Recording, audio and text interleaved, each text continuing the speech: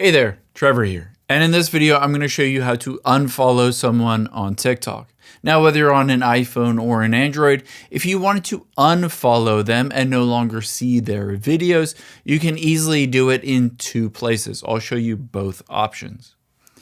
Now, first open the TikTok app on your iPhone or Android. And if you followed somebody while watching their video, you can take your finger and swipe to the left to get to their profile. Tap on the little person next to message, and then tap on unfollow at the bottom.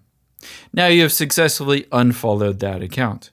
However, let's say you're not on their video and you just want to find your following list to unfollow them. To do that, tap on profile at the bottom right.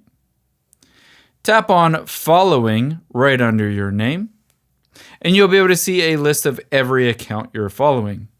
To unfollow them, tap on following, and just like that, you have unfollowed that account. You can go through the list and bulk unfollow if you wanted to as well. I hope this helps. If you enjoyed this video, check out the video over to my right. I think you'll really like that one too. Thanks, guys.